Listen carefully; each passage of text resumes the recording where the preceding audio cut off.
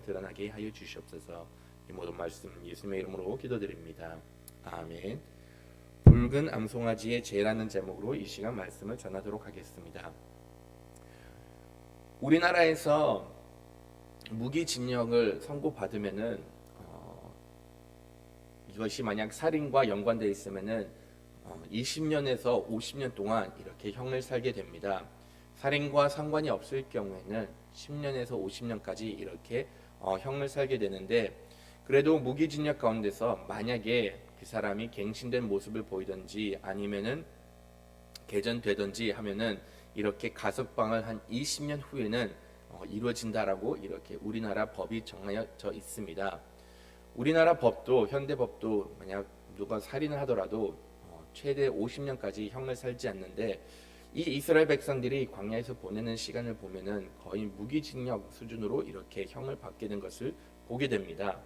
이들은 가석방도 없습니다. 하나님께서 말씀하신 것처럼 너희들은 40년 동안 광야에서 세월을 보내게 될 것이다 라고 이렇게 말씀을 하신 겁니다. 우리는 이것을 그냥 문서로 읽어가지고 40년인가 보다 라고 이렇게 생각을 합니다. 그리고 실질적으로 40년을 이들이 어떻게 보냈는지는 말씀을 통해서 잘 알 수가 없다 보니까는 그냥 40년을 한 페이지로 이렇게 끝내는 경우가 있습니다. 그런데 생각을 해보면은 40년이라는 시간 정말로 긴 시간입니다. 오늘날 평균 수명 80이다라고 이렇게 얘기를 하는데, 그때 당시는 80도 살지 못했습니다. 그런데 80세를 산다고 하더라도 반평생을 이렇게 광야에서 보낸다는 것이죠. 반평생을 광야에서 보낸다는 것, 이들이 특별한 삶의 목적도 없어지는 것이고 삶에 이룰 만한 그러한 업적도 남길 수가 없었습니다. 그저 40년 동안 목적 없이 아무런 결과물도 내지 못하게 이렇게 허송 생활을 보내게 된다는 것이죠. 이런 식으로 생각을 한다라고 하면은 40년이라는 그 세월 정말로 긴 세월이고, 단지 불순종하였기 때문에 그런 40년이라는 세월을 보내야 된다는 것 자체가 조금 불공평하다, 아니면 억울하다라고 이렇게 이야기할 수도 있습니다. 근데 여러분들도 아시다시피 이스라엘 백성이 40년이라는 시간을 광야에서 보내게 된 것은 이들이 하나님께 불순종하였기 때문에, 불신하였기 때문에 여기에 대한 죄에 대한 대가로 이렇게 40년을 보내게 된 겁니다. 하나님의 말씀을 불순종하고 불신하고 하나님을 온전히 따르지 못한 것에 대해서 40년밖에 형을 받지 않는다라고 하면은 한편으로 봤을 때는 짧은 것이 아니냐. 당연하게 죽음을 맞이하게 되는데 그 자리에서 죽음을 맞이하더라도 솔직히 변명될 것이 없는데, 이들에게는 40년이라는 기회가 더 주어진 것이고, 40년이라는 시간 동안 그나마 하나님의 말씀에 순종할 수 있는 기회가 다시 주어졌다라고 볼 수도 있습니다. 그런데 결과적으로는 이 40년이라는 시간 동안 이스라엘 백성들 1세대는 가나안에 들어가지 못하고, 이렇게 40세 이상 되는 모든 사람들은 그 광야에서 죽음을 맞이하게 되는 결과를 초래하게 되었습니다. 40년 동안 40세 이상 되는 사람들이 다 죽게 되는데, 여러분들이 혹시 이런 생각을 해보신 적이 있나요? 그러면 도대체 몇 명이 죽어나가야 되는 것인가 라고 생각해 보신 적은 있나요? 이스라엘 백성들 장정들만 60만이 이상 되다 보니까는 이 총 출애굽한 사람들이 200만이 넘는다라고 이렇게 추정을 하고 있습니다. 200만 중에서 40세 이상 되는 사람 절반 이상 될 것, 아니면 60% 이상 될 거라고 생각을 하면은 한 120만 명 그 이상이 될 수도 있다라는 것을 대략적으로 짐작하게 됩니다. 120만 명이 지금 이들이 대략 한 38년을 광야 생활을 해야 되다 보니까는 38년 동안 120만 이상 되는 수가 이렇게 죽어야 된다는 것을 알 수가 있습니다. 만약 이러한 조건으로 이것을 계산해 본다라고 하면은 하루에 죽어야 되는 인원이 대략적으로 80명에서 100명 사이가 죽어야 됩니다. 하루에 80에서 100명 사이가 죽는다는 것은 1시간당 적게는 3명, 많게는 4명에서 5명까지 이렇게 죽어야지 하루에 80에서 100명이라는 인구수가 죽게 되는 것이고, 그런 다음에 38년 동안 120만 명 이상 되는 수가 이렇게 죽게 되어야 된다라고 계산을 할 수가 있습니다. 달리 말해서는 거의 매일마다 장례를 치러야 되고 거의 매일마다 주변에 이렇게 죽어가는 사람들을 묻어주는 그런 일들이 벌어질 수밖에 없었던 것이었죠. 뭐 사람들이 이렇게 죽어나가는 건 지극히 당연하다고 생각할 수가 있습니다. 100만 명이 넘는 곳에서 하루에 한 명씩 죽는다는 건 그건 이상한 일이 아니라고 생각을 할 수가 있다는 것이죠. 그런데 문제는 이렇게 매일마다 사람이 죽어나가고 매일마다 사람을 장례를 치르고 매일마다 이렇게 시간마다 사람들을 떠나보내다 보면은 이 친척과 가족들 부정하게 되는 것이고 끝내는 하나님 앞에 나와서 제사를 드리지 못하고 하나님을 섬기지 못하는 일이 벌어질 수가 있었습니다. 하지만 그것 이외에도 지금 16장에서 일어나는 그런 사건처럼 대량의 사람들이 죽는 일 또한 발생한 적이 있었습니다. 고라의 사건 같은 경우는 거기서는 14,700명, 대략적으로 15,000명 가량이 이렇게 한꺼번에 죽어나갔습니다. 특정 사람들이 죽은 것이 아니라 배신했던 각 지파 사람들이 와가지고 이렇게 다 죽어나갔다 보니까는 대량으로 10,000명 이상 되는 사람이 죽었기에 그들을 어떻게 해서든지 장례를 치르면은 또다시 대거의 부정한 사람들이 생겨나기 마련입니다. 그런다면 고라 사건을 여러분들이 기억을 하실 거라 생각하지만은 이들이 이 15,000명 되는 사람들이 모세와 아론에게 이렇게 불평하고 그의 권위에 대해서 또다시 도전했을 때 하나님의 연병이 그들에게 임하여 가지고 그들을 이렇게 한 사람씩 쳐 나갔던 것이었죠. 수많은 사람들이 쳐 나갔던 것이었죠. 이들을 이런 연병을 막기 위해서 모세는 아론에게 향을 들고 그들 앞에 쓰라고 했을 때 그제에서 그런 속죄제의 의미로서 이렇게 죄 용서를 받고 그런 다음에 많은 사람들을 살릴 수가 있었습니다. 하지만 이것이 일반적인 방법이 아니라는 것은 여러분들도 잘 아실 겁니다. 그러다 보니까는 이들이 비록 이렇게 향을 들고 속죄제를 하나님께 드림으로 인해서 용서를 받을 수가 있지만은 간혹 이러한 급하게 하나님께 속죄제를 드려야 될 때도 필요했던 것을 하나님께서는 알고 계셨던 겁니다. 그러다 보니까 하나님께서는 너희들이 더 이상 부정해지지 않고 너희들이 거룩한 하나님의 백성으로 나올 수 있게 하기 위해서 내가 새로운 율법을, 새로운 규율을 이렇게 만들어주겠다라고 말씀하셨습니다. 너희들이 이렇게 속죄제를 급히 드릴 수 있는 방법까지 제공을 해 주신 것이었죠.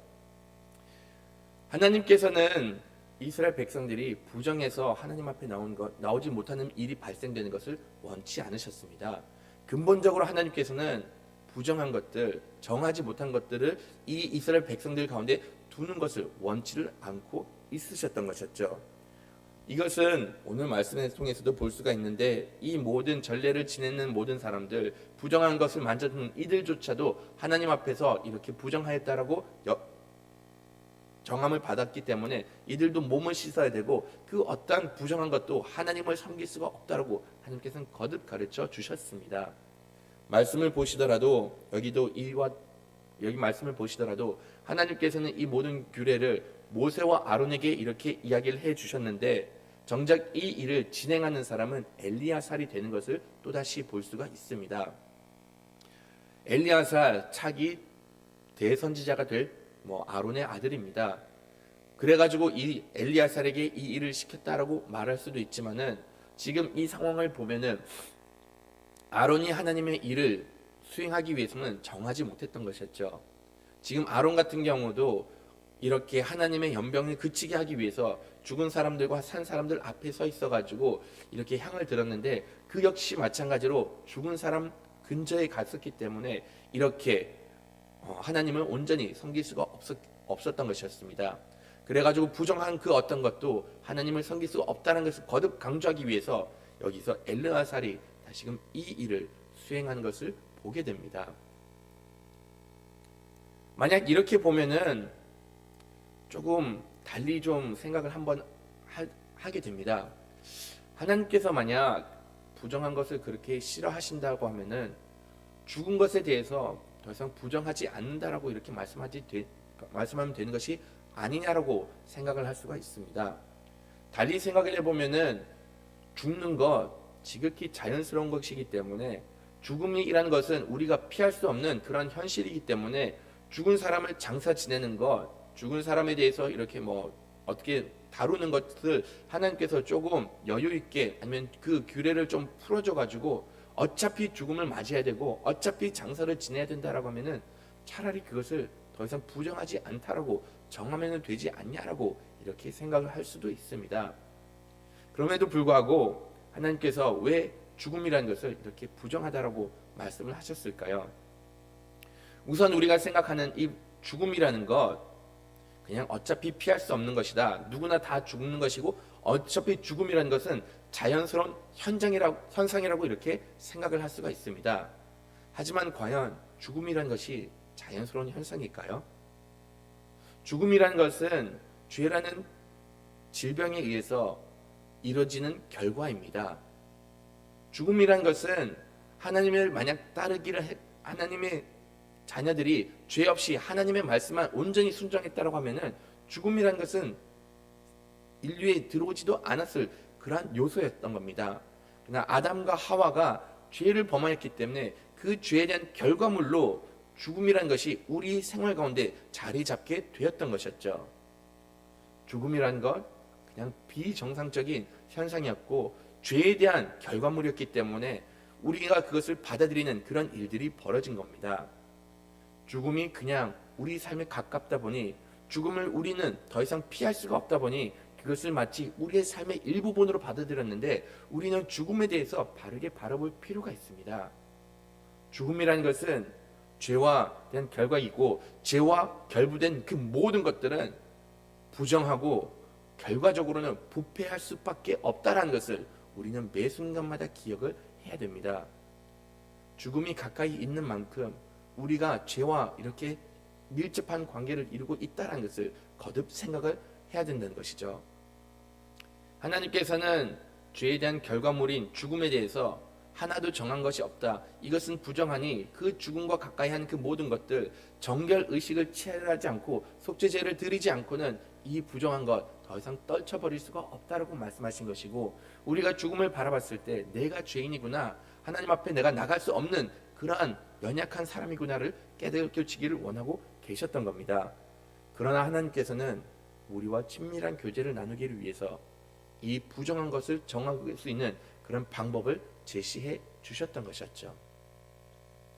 어떻게 하면 정해질 수가 있었을까요? 좀 특이한 방법으로 하나님께서는 이스라엘 백성들에게 정결 의식을 하면 정해질 수 있는 방법을 알려주십니다. 먼저는 멍에를 매지 않은 붉은 암송아지를 하나님 앞에 이렇게 가져오라고 말씀하십니다. 이 원어를 보면은 이 송아지의 나이를 대략적으로 짐작을 할 수가 있습니다. 거기서 사용되는 특별한 단어가 있는데 이 송아지의 나이 갓 태어난 송아지도 아닙니다. 대략적으로 한 2년에서 3년 좀 지났던 어린 성인이 되기 바로 직전에 있는 그러한 송아지를 하나님 앞에 데리고 오라고 말씀하셨습니다. 그런 다음에 무엇보다도 보시면은 이 송아지가 지내야 되는 조건 붉은 송아지가 된다라고 이렇게 말씀을 하신 겁니다. 유대 고대 전승을 본다 보면은 이 송아지가 어떤 조건을 갖춰야 되는 것을 좀 상세하게 기록을 해놨는데 나중에 보면은 이 유대인들 이 송아지를 점검을 할 때 흰 털 아니면 검정색 털이 2개 이상 있을 때는 이것이 하나님께서 정하신 붉은 송아지가 아니었기 때문에 무조건 붉은 송아지를 하나님 앞에 가져와야 된다라고 이들이 이렇게 정한 것을 볼 수가 있습니다.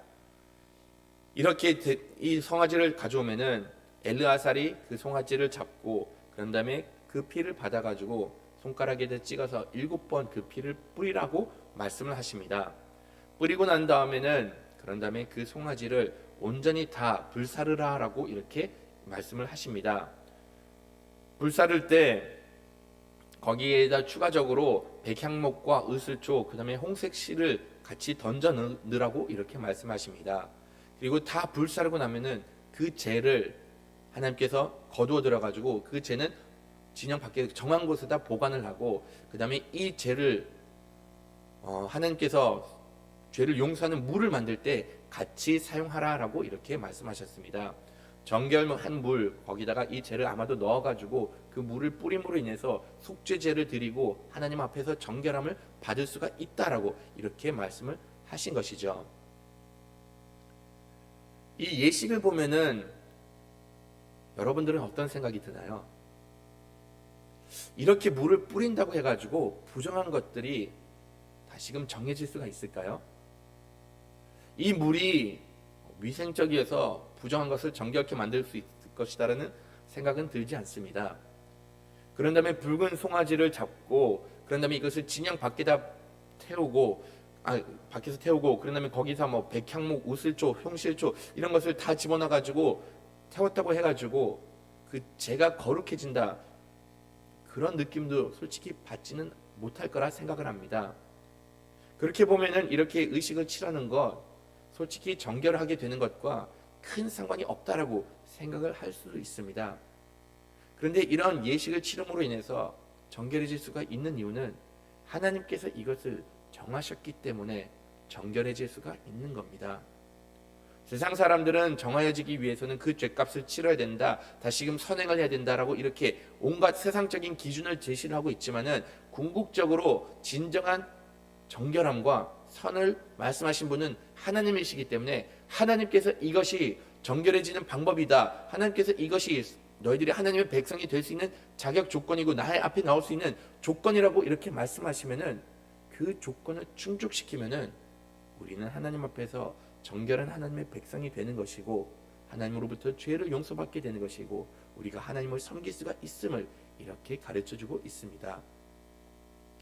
우리가 정해지는 것, 거룩해지는 것 또는 착하게 산다는 그런 기준을 이룬다는 것은 세상에 의해서 이루어진 것이 아닙니다. 하나님의 기준과 하나님의 조건을 취했을 때만 비로소 우리는 하나님 앞에서 정결해질 수가 있다는 것이죠. 이 물 뿌리는 것 솔직히 이렇게 붉은 송아지를 취해가지고 물 뿌리는 것은 솔직히 큰 의미는 없다라고 볼 수가 있습니다. 이런 행위 자체는 정결해진 것과 상관이 없는데도 불구하고 사람들은 이렇게 겉으로 하는 행위에 대해서 집착을 해가지고 심지어는 오늘날까지 이 의식을 치러야 된다고 주장하는 유대인들도 있습니다. 이 유대 전승을 보면은 이들이 이렇게 처음으로 하나님께 드려졌던 이 붉은 소의 죄를 끝까지 유지했다라는 그런 전승이 있습니다. 유대인들은 처음에 드려졌던 이 송아지의 죄를 일부분을 남겨가지고 다음 붉은 송아지를 이렇게 하나님 앞에 온전히 불살랐을 때 그 처음에 불살랐던 그 죄를 같이 섞어가지고 이것이 마치 동일한 효력을 지닌 것처럼 이렇게 여기면서 그 죄를 수백 년간 이렇게 유지해왔다는 그런 전승이 있습니다. 이 죄가 언제 잊어버리게 됐는가 하면은 로마인들이 예루살렘 성전을 이렇게 침공을 했을 때 그때 이 죄가 사라졌다라고 하는데 그들 중에서 어떤 사람들은 여전히 이 죄가 존재하고 있으니 우리는 이 죄를 찾아가지고 거룩한 물을 만들고 정결의식을 치러야 된다라고 이렇게 주장하는 사람들도 여전히 있습니다. 근데 여러분들도 아시다시피 이렇게 겉으로 하는 행위는 정결하는 데는 큰 의미가 없고 하나님께서 정하셨기에 이것이 정결하는데 우리가 하나님 앞에 나올 수 있는 조건을 이룬 것을 보게 됩니다. 하나님께서는 구약시대에게서는 이런 정결의식을 취함으로 인해서 속죄제를 드림으로 인해서 하나님 앞에 정결해질 수가 있다라고 말씀을 해주셨습니다. 하지만 신약에 넘어와서는 이것이 달라졌죠. 더 이상 겉으로 거룩해지는 것이 아니라 속 사람까지 거룩해지기를 원하고 계셨습니다. 그리고 나서 이 속 사람이 거룩해질 수 있는 방법 또한 우리들에겐 가르쳐 주셨습니다. 이 정결의식 겉으로 봤을 때는 아무런 의미가 없다라는 생각이 들 수가 있는데 하나님께서는 이 정결의식을 통해 가지고 이 죄를 만드는 방법을 통해 가지고 이미 하나님께서 우리를 어떻게 정결하게 해 주실 것인가를 말씀을 해 주셨습니다. 우선 이 의식을 다시금 한번 살펴보면은 하나님께 드려졌던 이 송아지 원래는 일반적으로는 속죄제를 드릴 때는 송아지를 요구를 하고 계시는데 여기서는 암송아지를 이렇게 요구를 하셨습니다. 이 암송아지의 특성을 한 가지 이야기를 하다라고 하면은 그 숫송아지보다는 훨씬 더 온순하다는 것을 알 수가 있다는 것이죠. 그런 다음에 보시면은 이것이 꼭 붉은색이어야 되는데 이 붉은색 피를 상징하고 있고 나중에는 그 홍실을 이렇게 같이 집어넣는데 이것 역시 그 피로 인해서 깨끗해진다는 것을 이렇게 보여주고 있습니다. 또한 엘르아살이 그 암송아지의 피에다가 손가락을 찍고 7번 진영 밖에서 뿌리라고 이렇게 이야기를 했는데 결과적으로 그 피를 흘리는 곳은 진영 밖에서 이루어질 것이다 라고 이렇게 하나님께서는 말씀을 해주신 겁니다. 피를 진영 밖에서 흘린 분이 어느 분이 계시죠? 예수님께서 십자가에 못 박히셨을 때 피를 흘리셨고 예루살렘 안이 아닌 성 밖에서 이렇게 피를 흘리게 되었습니다. 백향목도 이것이 오래간 동안 보존된다는 그런 의미를 지니고 있기 때문에 예수님께서 한 번 피를 흘리시고 나신 다음에 변하지 않게 모든 사람들은 정결함을 받을 수가 있게 됨을 이렇게 가르쳐 주신 겁니다. 히브리서는 예수님께서 십자가에 못 박혀 죽으신 것이 이 암송아지의 죄랑 이렇게 연결한 것을 볼 수가 있습니다. 히브리서 9장 13절하고 14절 말씀을 보시면은 염소와 황소의 피와 및 암송아지의 죄를 부정한 자에게 뿌려 그 육체를 정결하게 하여 거룩하게 하거든 하물며 영원하신 성령으로 말미암아 흠없는 자기를 하나님께 드린 그리스도의 피가 어찌 너희 양심을 죽은 행실에서 깨끗하게 하고 살아계신 하나님을 섬기게 하지 못하겠느냐라고 이렇게 이야기를 해주고 있습니다. 예수님께서 오시기 전에는 정결해지기 위해서 이렇게 붉은 암송아지 또는 염소와 황소를 잡았는데 이로 인해서 우리 겉밖에 깨끗해질 수가 없는데 아무런 흠이 없고 아무런 죄가 없었던 그 귀한 그리스도의 보혈을 우리의 죄를 위해서 흘리셨는데 우리의 모든 인격이 정화를 받고 내면에 있는 그 부정했던 양심조차도 성령으로 말미암아 정화해졌는데 이런 하나님의 사람이 더 이상 하나님 앞에 나오지 못하는 일은 발생하지 않게 된다라고 이렇게 말씀하신 겁니다. 사람은 원래 하나님 앞에 나갈 수가 없는 연약하고 죄가 많고 부정한 존재입니다. 그런데 하나님께서는 이러한 연약한 우리들을 불쌍히 여겨주시고 그리스도의 보혈로 인해서 정결하게 만들어주시고 이제는 우리가 주님 앞에 나올 수 있는 그런 은혜를 더하여 주신 겁니다. 우리가 이런 은혜를 알면은 하나님께서 요구하신 것을 매 순간마다 지켜나가야 될 책임감을 느끼길 바랍니다. 하나님께서 우리에게 요구하시는 거 거룩하기를 원하고 계십니다. 부정하기 때문에 이런 전례를 가르쳐 주신 것이고 이런 것들을 치는 것 모든 상황 속에서 보시더라도 하나님께서는 그의 자녀들이 거룩하기를 원하고 계신다는 것이죠. 이 시대는 더 이상 거룩에 대해서 중요하게 여기지 않고 있습니다. 하나님을 믿는 사람들조차도 하나님은 사랑이다 사랑이다 그러니 연약한 사람들도 다 포옹을 해야 되는 것이고 죄조차도 우리가 포옹을 해줘야 된다라고 이렇게 이야기를 하고 있습니다. 하나님께서는 죄를 포옹하라고 말씀하진 않으셨습니다.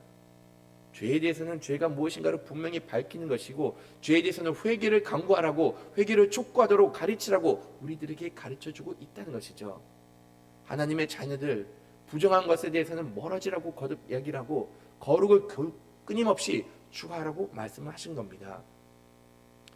하나님께서 우리가 지켜야 될 사항들 각자에게 말씀해 주신 것은 다를 거라 저는 생각을 해요. 내가 하나님 앞에서 지키지 못하는 사항이 있으면은 바로 그 부분들을 개선을 하고 끝내는 하나님께서 원하시는 거룩을 이루는 여러분들이 되기를 간절히 바라겠습니다. 다 같이 매일 성경 첫 번째 단락 읽고 마치도록 하겠습니다. 하나님은 어떤 분입니까? 이스라엘 백성이 부정하게 되었을 경우 부정함을 씻고 다시 정결하게 될 수 있도록 부정을 씻는 물을 만드는 법을 알려주셨습니다. 하나님이 이렇게 하신 데에는 두 가지 이유가 있습니다. 첫째는 하나님이 부정함과 함께 계실 수 없어서였고 둘째는 이스라엘 백성을 사랑해서였습니다. 사랑하는 백성과 함께 하시려고 그들의 부정함을 씻는 방법을 하나님이 우리를 정결하게 하시고 우리에게 성결한 삶을 요구하시는 것은 오로지 우리를 향한 사랑 때문입니다. 아멘. 같이 주기도문으로 예배를 마치도록 하겠습니다. 하늘에 계신 우리 아버지여, 이름이 거룩히